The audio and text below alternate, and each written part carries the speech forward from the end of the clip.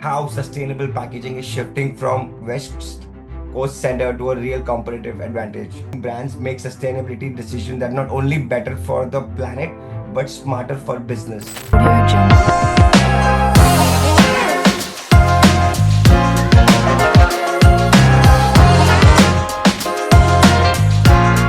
Audio Jungle. Thank you so much. Welcome back to the show. Thank And you for having me honored, on. honored to see you again. Welcome to the Vector Art podcast. Today we are talking about how sustainable packaging is shifting from West Coast center to a real competitive advantage. I'm joined by a leader of Atlantic Packaging whose work focus on helping brands make sustainability decisions that not only better for the planet but smarter for business.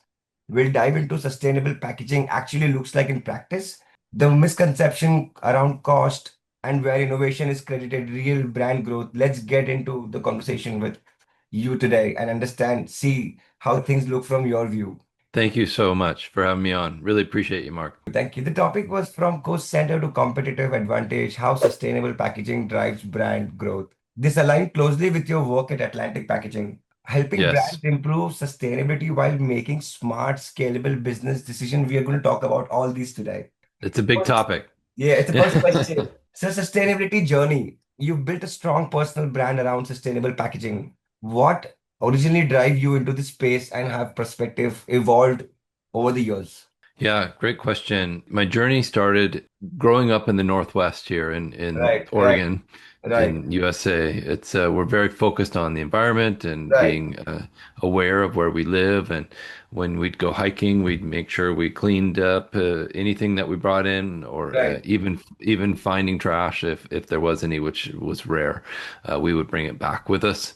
It was just a way to connect with nature. And Wow, then my first job out of high school was happened to be at Warehouser, making corrugated boxes. wow.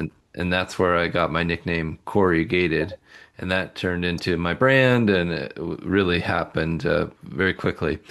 Beautiful. So 28 years later, I'm still in the packaging industry, now with Atlantic Packaging and a New Earth project, and couldn't be happier. Nice. The second question on your screen, business impact of sustainable packaging. Many companies still view sustainable packaging as an added cost.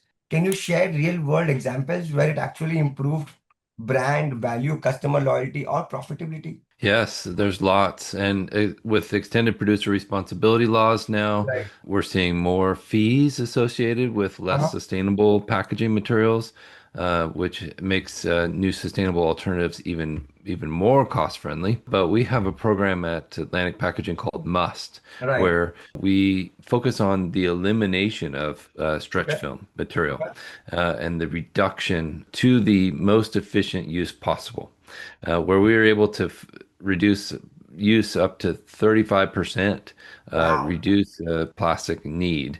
And that's an incredible advantage for cost savings, Right. and will help companies really focus on what's important, which is making sure their packaging works correctly, making Right. sure it performs, and then reducing the minimal possible material. Beautiful.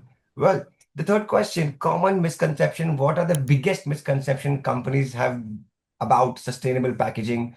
What should they focus on instead of making a meaningful progress? Yes. Most people will often just say that plastic is bad and that it's not going to work. We can't use it anymore. It's not sustainable. Well, sometimes it is the most sustainable option. Sometimes, Oftentimes. yes, it is. And that we say there's nothing sustainable about rotten food. There's nothing sustainable about packaging that doesn't work. These materials, they must perform first, and they must actually make an impact environmentally by being the right Right. material, being the right choice. You can't just have a knee-jerk reaction and say, we're not going to do this anymore. And they've tried that in France. They tried to eliminate single-use plastics, Right. and it didn't work. They had to go back and say, Oh my God. okay, we're not ready yet for that. Someday, maybe.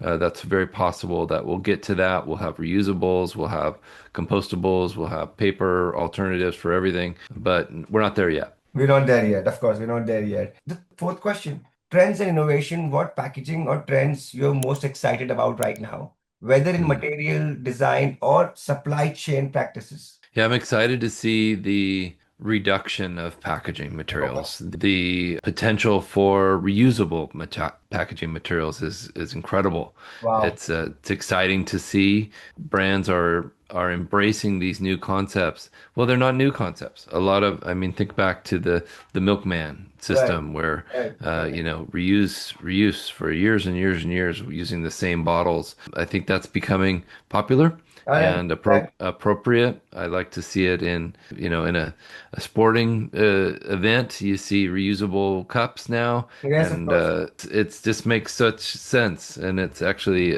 can actually save the company's money. Mhm. And I think people that are involved with the event appreciate it. I know I sure do. Right. The fifth question, getting started the way right away.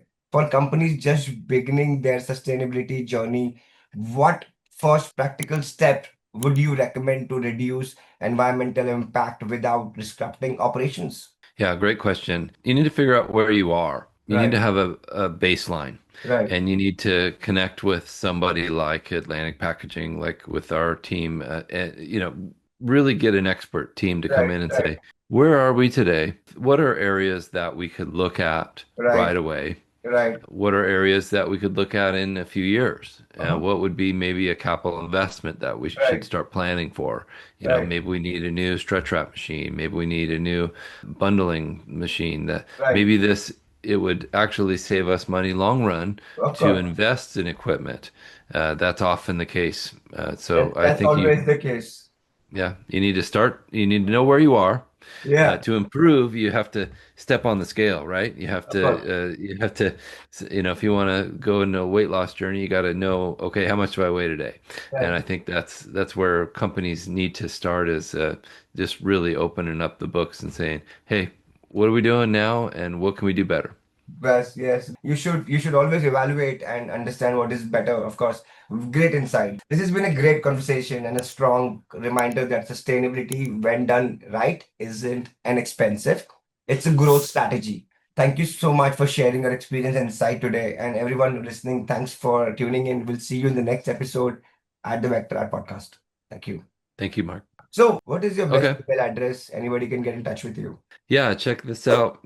Cory C at Uh-huh. atlanticpkg.com. Beautiful. Thank you so much, Corey, for joining us. Stay connected. We'll get you in the new episode. Thank you.